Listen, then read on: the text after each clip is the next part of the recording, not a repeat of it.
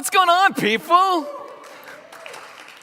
Sarah, I love you. You're so awesome. So, man alive. So I'm excited that I am going to be engaging in interpretive dance. I did not know that I was going to do that, but I've got this, I can do that, so I can do some stuff. It's going to be really cool. So, hey, I want to welcome all of you, not only to Redemption Church, but obviously I want to welcome you to our current series that we have been going through. We've been looking at the second piece of literature in the Bible, right? So Genesis is the first. The second one is Exodus. And Exodus is a story of people who were once immigrants that then become slaves, that then are forced into being refugees and fleeing from one country and trying to get back to their own homeland, and all of the challenge and struggle that is within there. And so we've been looking at this now for a handful of weeks. But today we're going to pivot a little bit, and we're still in the book of Exodus, but we're going to have kind of a sub-series in Exodus where we're looking at the 10 Commandments, right?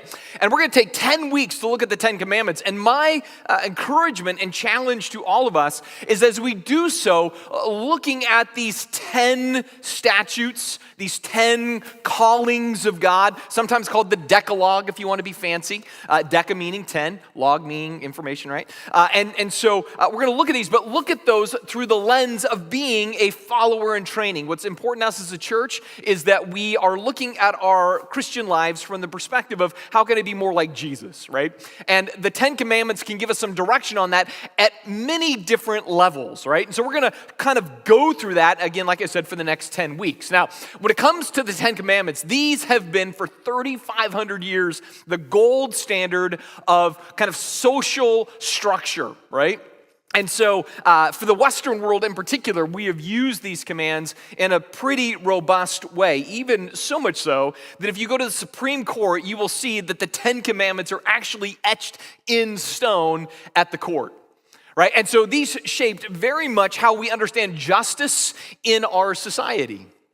But in recent years, the 10 Commandments have been a source of debate and division and sort of heated dialogue within the American population, right? So there are some that say, you know what, the 10 Commandments should be put in all public spaces. And other people say, no, they shouldn't be in courthouses. They shouldn't be on public lawns. They shouldn't be in schools. They shouldn't be on military bases, right? And so there's been a lot of heated discussion. And if you were to ask most Christians, do they think the 10 Commandments should be in public spaces? They say yes, right?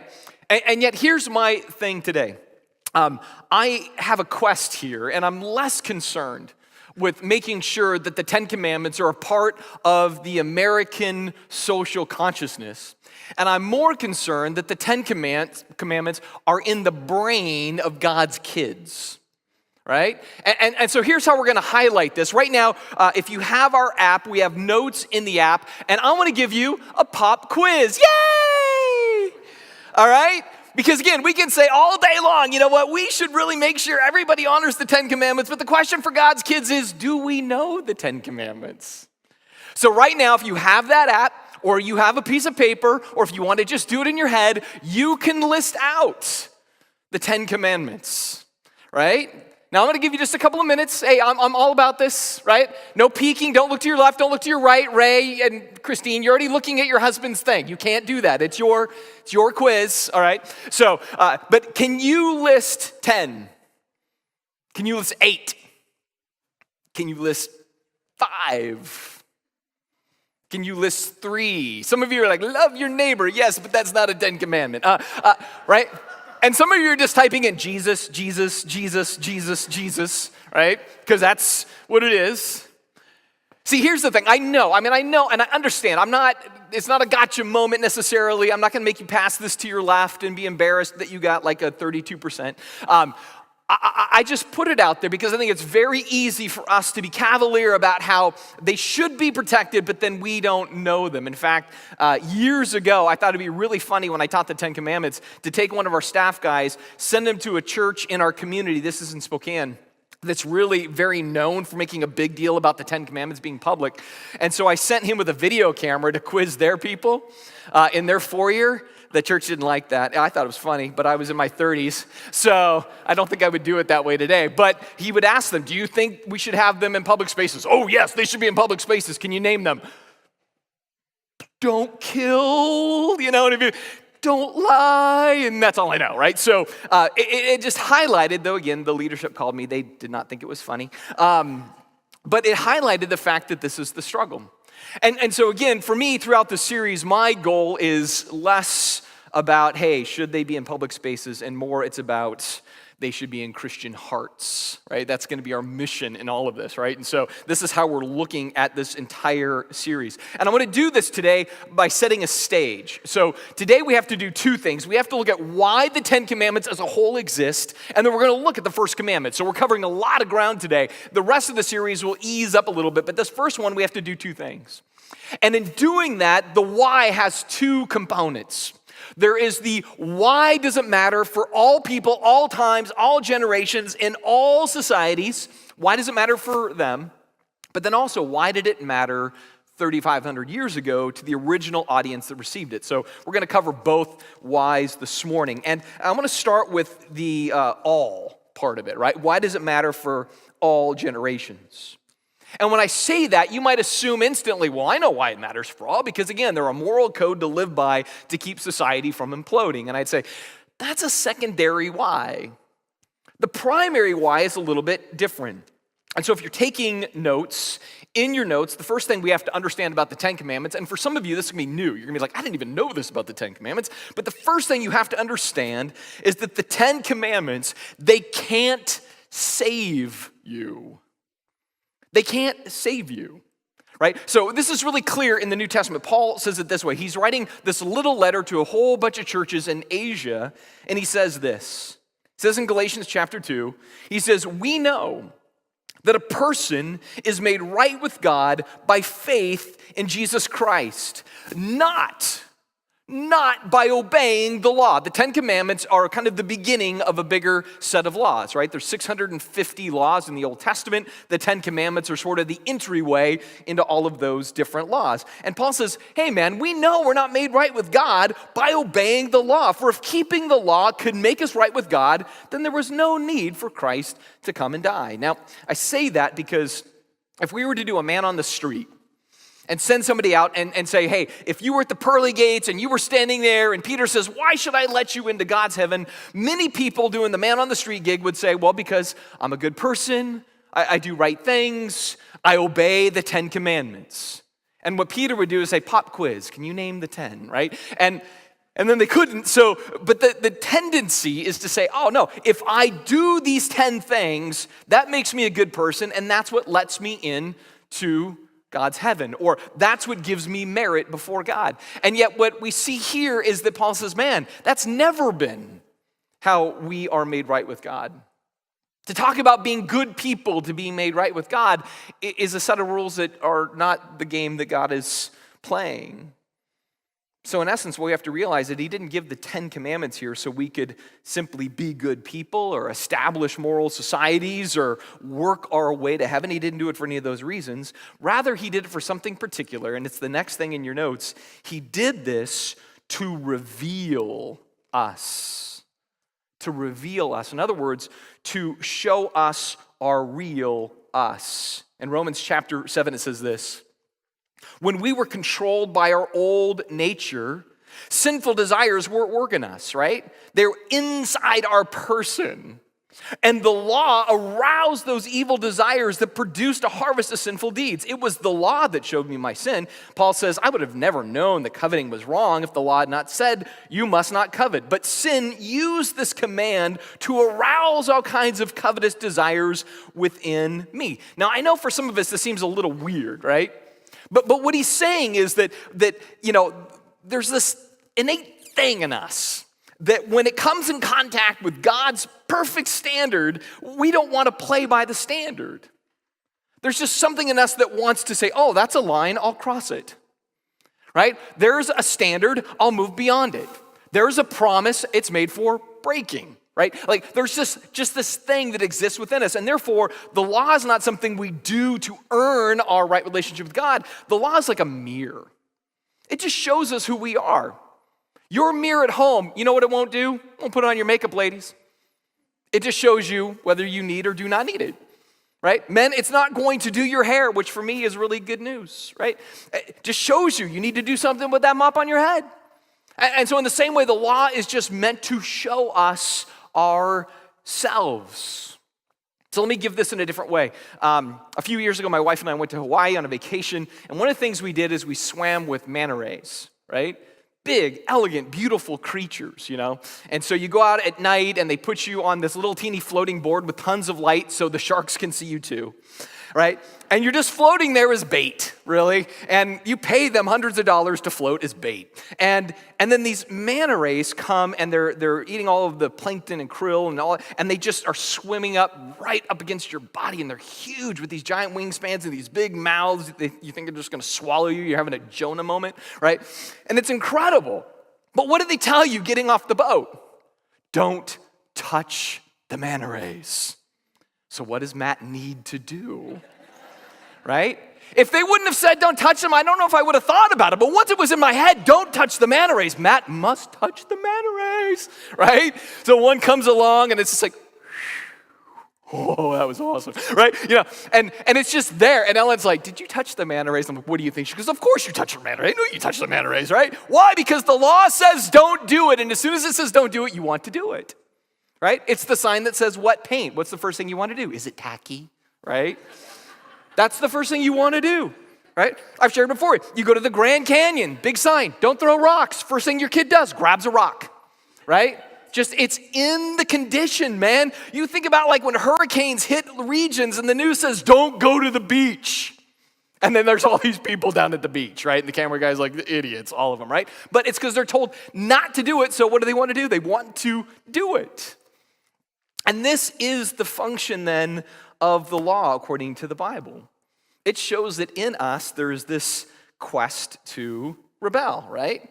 Rules are for breaking, lines are for crossing, promises is for going opposite of what we promise, and so we struggle with this. And so God gives us the law to kind of just prove that to us. Now, does he do this so that we feel bad? Does he do this simply so he's this big, powerful God that loves to leverage guilt to make us feel terrible? No, he's got a more caring reason. He does all of this for the next thing in your notes, to prove we need grace. He does it. He highlights our propensity to break the rules to prove that we need grace. Paul, again in Galatians, says it this way. He says, when I tried to keep the law, it condemned me. It condemned me. And he says it did so because basically what we can piece together from his thought is it tells me something's wrong and I kind of want to do it, but eventually I break it because I'm weak or because I'm self-interested or because I lower my guard, because the conditions shift and I need to get it done or whatever else. And so in essence, even though I think it's going to free me, really doesn't. It condemns me, and therefore it reminds me I need more than just my own white-knuckling strength to do what it tells me to do. And I think about this just in life in general, right? If you take some of the 10 Commandments, like you're only to worship the one true God. And I look at that and I go, I want to aspire to that. But there are so often times in my life where then I let other things become more important than God. And so they become kind of competition to God. I fear things more than God. I love things more than God. I seek things more than God. I worship some things more than God. So that first commandment is there and I go, I want that. But then so often I get sidetracked, and so it proves to me that, again, I need grace to in any way see this accomplished in my life. Or you think about the command to honor your father and mother. Every teenager in the world is evidence of the fact that, you know what, that's the standard, but boy, that's a hard standard to live by, therefore we need grace. Or there's another command that says, do not bear false witness or lie. And I know some of us like to think we're really truthful, but I just read a book on big data called Everyone Lies. It's true, right?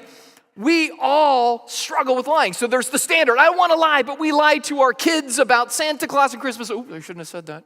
Hopefully there's no kids in the room. All right, so, but we lie about all kinds of things to get out of trouble at work. We lie to our spouse if we did something stupid. I mean, there's all kinds of, and so again, we know the standard, but then we struggle with it. And so again, it condemns us in that sense.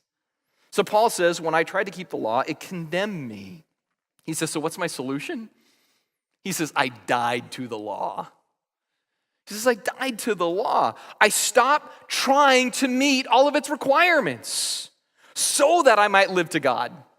See, what he had done is he said, the rules are more important than the God who gives the rules. And he says, man, I can't keep the rules. I got to get back to the God who gave the rules. And I can't keep the rules perfectly, so I got to get back to the God who in his grace can forgive me for the fact that I can't keep all the rules perfectly. So he says, man, I finally cleared that out and realized I'm dependent on grace.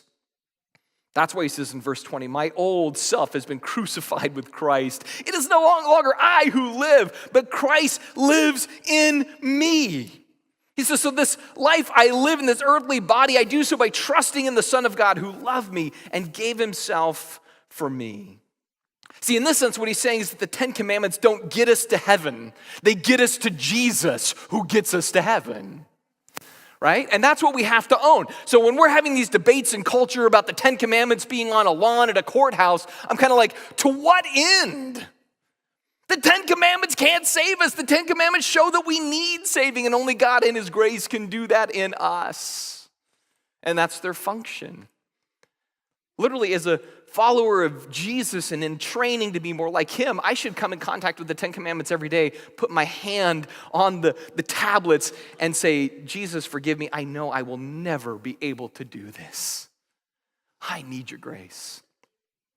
This is not some icon of Christian superiority for the culture to embrace. This is a humbling tool that reminds me that I need the mercy of God. And Paul understood that too, right? He needed the mercy of God. Now, does that mean that once somebody's a Christian, they discard the 10 Commandments? Like it only served the role of confronting me on my heart of rebellion, and then we just chuck it out like those blocks of ice that come in your Blue Apron box? It's like, what do I do with these now? Well, no, there's still a function for the 10 Commandments, right? And it's number 4 in your notes. He gives them so as to prove to us and reveal things in us, so that from all of that we might then live by those commands. In Romans chapter 8 it says this, for God has done what the law, weakened by the flesh, could not do. The law couldn't provide for us stability enough to do it. We couldn't be perfect through the law. It didn't lead us into a full relationship with God in a sinless way. The law, again, it doesn't have the capacity because our internal person doesn't have the capacity to do them. So it says, God has done what the law, weakened by the flesh, could not do by sending his own son in the likeness of sinful flesh. And for sin, he condemned sin in the flesh. Why? In order that the righteous requirement of the law might be fulfilled in us, who walk not according to the flesh, but according to the Spirit. So, in essence, what he's saying is, in one sense, Jesus fulfills the law for you because you can't fulfill it. But in doing that and forgiving you and coming into your life and giving you the Spirit in your life, what that means is you can take these 10 Commandments and do them now in a whole different way with a different motivation that's tied to this, right? Not to earn God's favor, but to experience God's blessing. The motive shifts. Not to earn his favor, but to experience his blessing. We don't face these now to be constricted, but rather to be liberated. Because what they're about is grace, not guilt. They're about gratitude, not merit. About love, not legalism. It's about inspiration, not exasperation. Right? That's the shift that takes place. And so paradoxically, it's like in one sense we're freed from the law, but in another sense we're freed now to do the law in a whole new way. Humbly, needy, broken, self-aware, humble in those respects to our inability to fully do anything apart from the grace of God. Like that's their function and role and purpose. So then we begin to interact with them at that level. And so this is what, again, we have to embrace then as followers in training, that this is how these laws apply not only to our lives, but to the lives of those around us. They are a tool to lead us to grace, to lead us to Jesus, and they're still a tool that says every day I need grace and I need Jesus. Now, again, in light of that, I look at these 10 and I go, hey, I want to strive to see those things be true, but again, for the blessing. Not because somehow I go, oh, God's going to love me more today if I do them, and he's going to not love me as much as if I don't. It all comes back to the same thing. He loves you the same on your best days and your worst days, but he gives these for your good. right? So we rely on him and his grace. And so that's what it means for all people, all times, and all ways. But again, like I said, the Ten Commandments were also given at a specific time to a group of individual people. And so what did it mean for them? Well, in Deuteronomy chapter 5, we see a picture, and I'm calling this in your notes, number 5, debunking the Charlton Heston myth.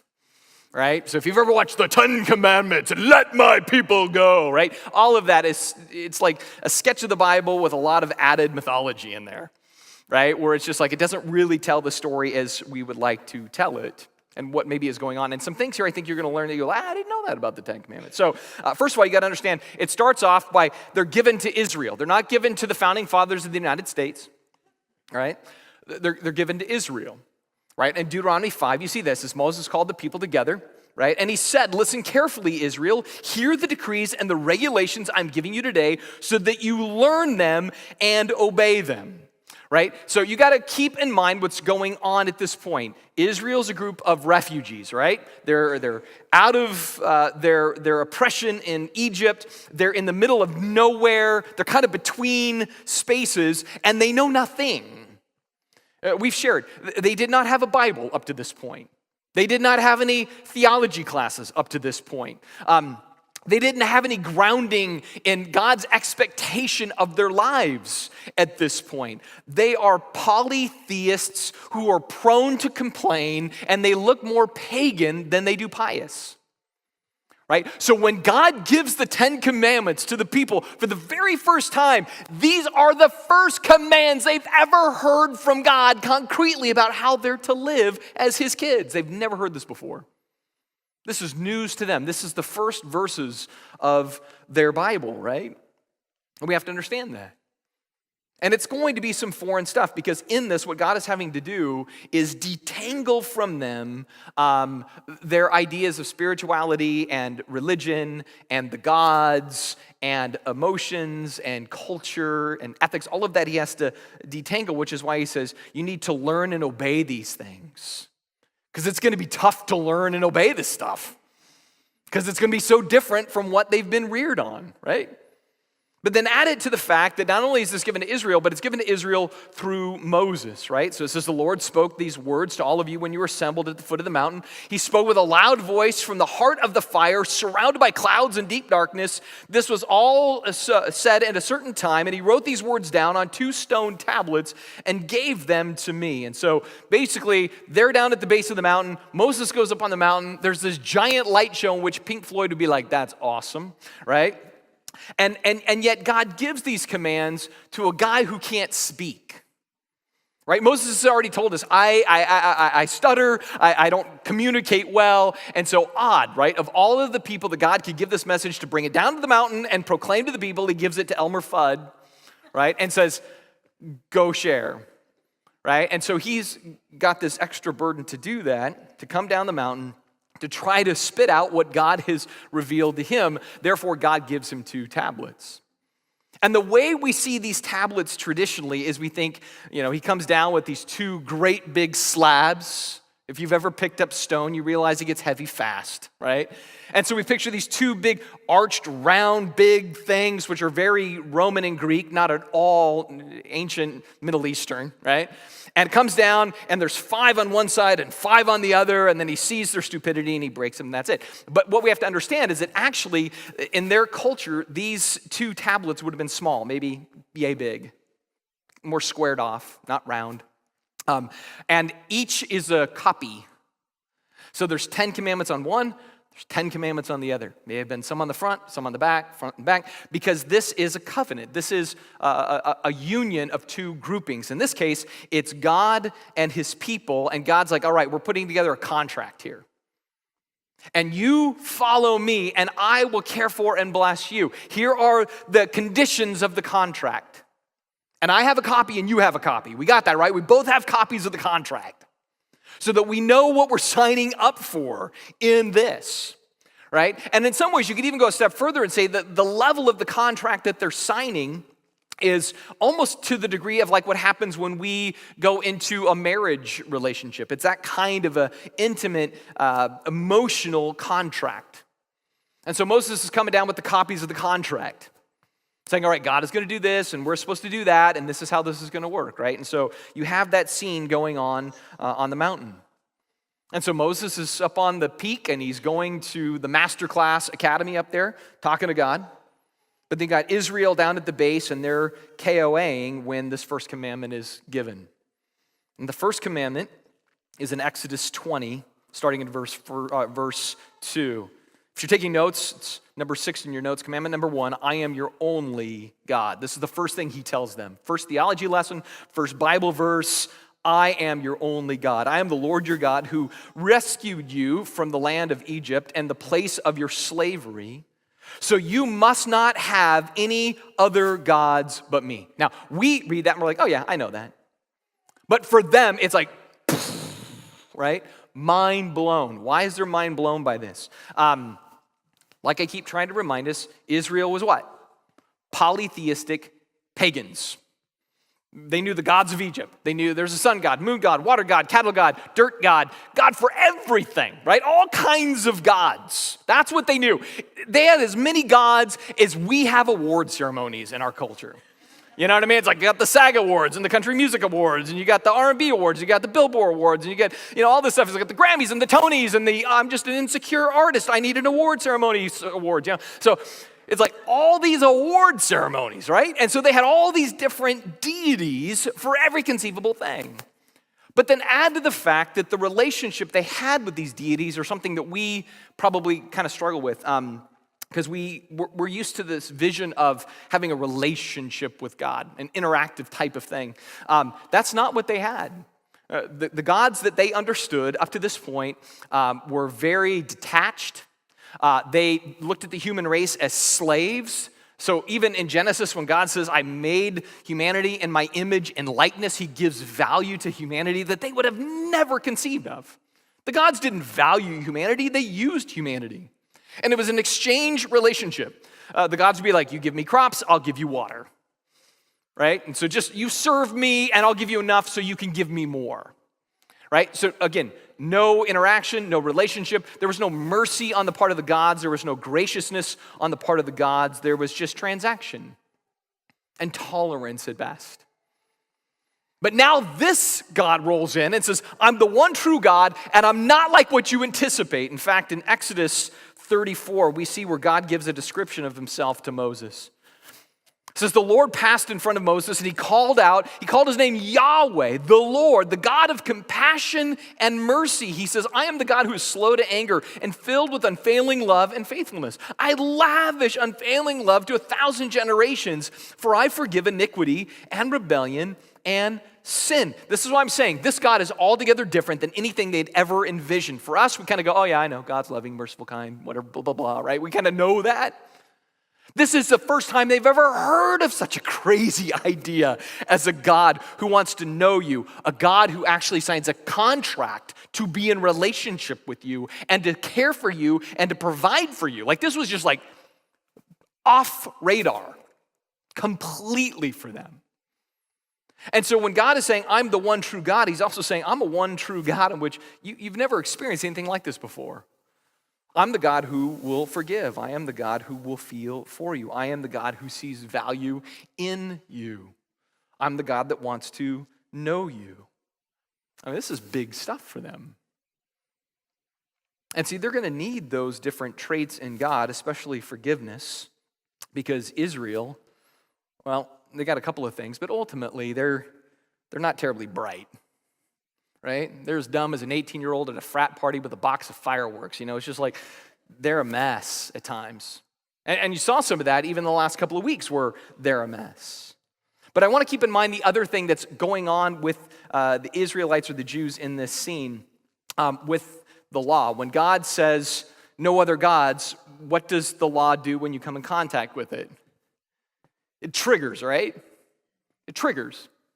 So God rolls in, says, I'm the one true God, you're going to worship only me, and when they come in contact with that, it's going to trigger in them the, I want other gods, or I want no God at all. And see, that's what this command tends to do, right? We hear this command, and human nature will at some level tend to bristle against it. Now, if you kind of subdivided it into some simple categories, the atheists will bristle at this because they'll say, well, this God is egregious, right? If you read Richard Dawkins' description of God and the God delusion, his conclusion would be, if the God of the Bible is real, I want nothing to do with him because he's horrible, right? And I get it, right? That's his position, right? So when he hears you have to worship the one true God, the initial trigger in there is, well, that God is terrible. Why would I do that? For the agnostic, they hear you have to worship this one true God, and they go, but God is estranged. He doesn't describe himself to us. We can't know him in that way. And so they hear this and they go, well, that's a silly command because you can't really know him anyhow. But even the theist will struggle sometimes with this because often we don't find God to be enough for us. So we go, okay, I got to worship the one true God. What does that look like? But then there's other times where we seek other gods in life. And so in contact, it's a trigger. And that's going to be true here. So Moses is getting the download from God on the mountain. While that's happening, meanwhile, it's almost like a comic book. Meanwhile, you see what's going on with the Israelites in Exodus 32. It triggers in them the uncommandment. If the first commandment is one true God, the uncommandment, number 7 in your notes, is I want other gods. So Moses is up on the mountain. God is giving him the rules. But it says in Exodus 32:1, when the people saw how long it was taking Moses to come back down the mountain, they gathered around Aaron and they said, come on, all right? Make us some gods who can lead us. We don't know what happened to this fellow Moses who brought us out here from the land of Egypt. I mean, these guys are impatient. Moses is gone for a little while and they're treating it like they lost their Wi-Fi connection or something. They're like, quick, do something. You got to make us some gods. You got to reboot this system. And so that's exactly what they want to do, because what they want at the core is different saviors, different securities, and different solutions, because they're already going like, this God doesn't do it. Even though God is feeding them, he's rescued them, he's done all these things for them, they quickly forget and they want other gods instead, or maybe other gods in addition to. You're going to see this a lot with the people of God. They tend to say, we're not saying we don't like our God. We just want other gods with our God to augment what we want and need, right? This is going to be their struggle, right? And I get it, right? I get it. But we're all going to have those types of battles. Now, what I want us to understand here, though, is that when God gives this command, says, I'm the only true God, worship only me, he's not doing it simply so that he can let everybody know that he can't stand the rivals and that's it. There's a deeper motivation to him. I mean, God doesn't like rival gods, that's true. But he also, at the core of this, wants our best.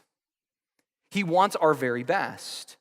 And so we need to understand, number 8 in your notes, commandment 1 is given to free us, not simply to control us.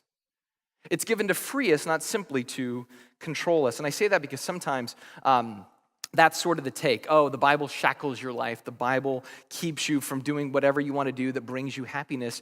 And no, God's the architect of true happiness. So he gives it so we can truly be robustly joyful in life. That's why he does it. So he doesn't give it to constrain us or control us. He gives it to free us.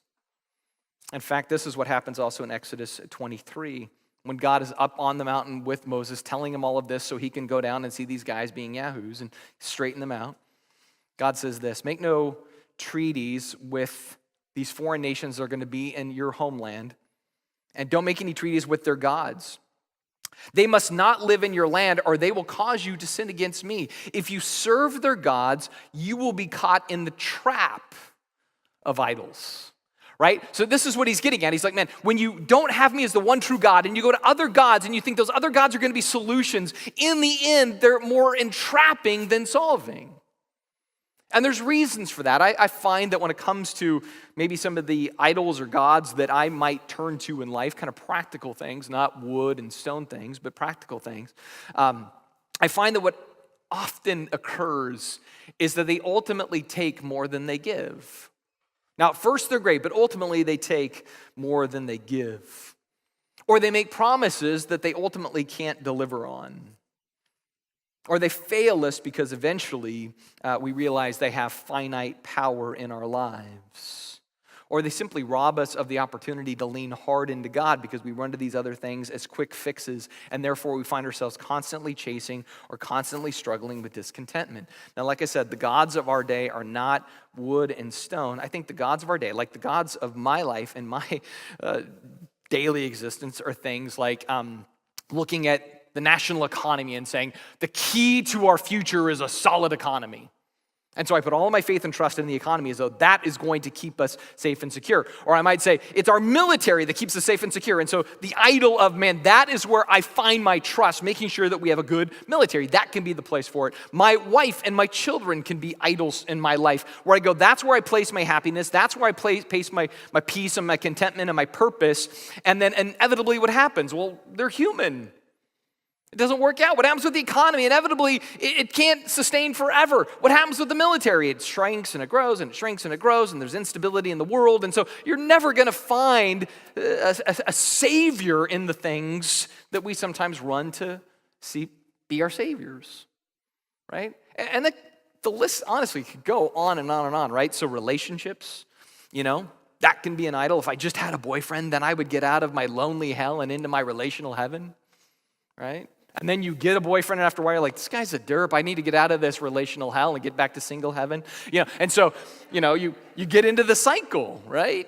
And again, for all sorts of things, there are just things that we tend to idolize in life. We even create shows called Idol, right? Because why? We're driven to that. We're driven to worship. We're built to do it. So we then look for things that become practical, functional saviors to get us out of my practical hell and into my practical heaven, right? That's how it works. And oftentimes, they don't quite fulfill, they don't sustain, they don't shape us as we most need it because they're incomplete. And so God, in essence, is saying, do yourself a favor, right? Let me be your one true God. Take this command and take it to heart. Don't trust in the idols that you can find in life. It doesn't mean, again, that therefore, does that mean I don't care about economy and I don't care about the military and I don't care about all these different, that's not what I'm saying. What I'm saying is when we trust them more than God, when we look to them more than God, when we fear those breaking down more than God, when we have so much faith in those things, we forget about our God. That's where we're rubbing up against this first commandment. And we get back to, those things don't sustain, they don't satisfy, they don't complete us, and therefore God gave the first commandment for our good, to free us, not merely to control us, right? He wants us to rely on him, to follow him and obey him in a faithful way. And it brings freedom. In fact, in Psalm 119, verse 45, this is what David said about this. He says, I will walk in freedom, for I've devoted myself to your commands. See, this is what I'm saying. God's commands, first commandment and the other 9 that follow, are not meant to control us. They're meant to free us, to liberate us, to bring joy to our lives, to release us from the burdens that we can take on ourselves. In fact, I love this about Jesus. Jesus in Matthew chapter 11 gets into this. And I think about the world that Jesus came into. He came into a highly religious world. He came into a religious world that tragically had lost God for God's rules, right? They were so fixated on the rules, they'd actually lost their God. They were so consumed with the code, they forgot the covenant. Right? And so people are burdened and heavy, and everybody's trying to earn their merit by keeping the rules instead of realizing the rules show their need for grace and turning to God, right? So right from the get-go, man, you can almost say that Jesus came into the world that was breaking the first commandment simply by saying the rules are now the God, not God is the God. That was the big challenge. And so Jesus says something pretty crazy for the day. He says in chapter 11, verse 28, come to me, all of you who are weary and carrying heavy burdens, and I will give you rest. Take my yoke upon you. Let me teach you, because I am humble and gentle at heart, and you will find rest for your souls. For my yoke, it is easy to bear, and the burden I give you is light. See, this is why I'm saying Jesus doesn't give these things to shackle us or control us. He gives them to free us. He doesn't want to create more burdens for us. He wants to alleviate the burden. This is why one of our things we say as a church is that life is better with Jesus. Right? We say life is better with Jesus because, again, if you lose that in any way, if you say, no, the rules are better, or my idols are better, or nothing is better, it's not going to pay off. I mean, it really is going to come back to only life with Jesus is truly better. It doesn't mean it's easier. It doesn't always mean it's clean. It's uncomplicated. I'm not saying that. But ultimately, it's better. And here's why it's better. Because he gives us rest. He gives us rest.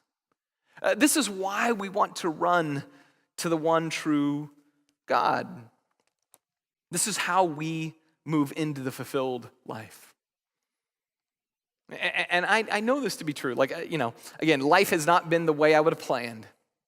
And there's moments in that too where I get down or I get discouraged and I start to become negative and everything else. And even this morning I was having a conversation with my wife about that, where I kind of knew that, man, there was like this swirling thing in my world and everything else. And then I just knew the center of what it comes down to. And it's just, I'm busy looking at everything else to rescue, sustain, to save. And I'm not looking at the one true God who says, Matt, this is for your good. I gave this for your good. Look to me more than look at the stuff. Look to me more than you're looking at yourself. Look to me because, again, this is why I am your one true God. We got to look to him and let this first command resonate in us. Let's go ahead and pray together. Jesus, I thank you for the reminder, as always, that you are the one that we are to come to so that our burdens are eased, so that the load is light, by learning from you. It doesn't come by simply saying, hey, take the burden, and we don't learn. No, we're followers in training. We desire to learn from you. And I pray that in this first command, we are reminded, hey, I'm not going to do this well. So I need to press into you to do this well in me. And yet I aspire to that because you gave it for my good and for my freedom and for my joy. You did not give it simply to say, I'm exclusive and this is all it is. No, you gave it because you care for us and you love us and you want us to know you and therefore to know abundant life. And I pray that that is our quest in you, to know you in abundant life. We seek these things in your perfect name. Amen.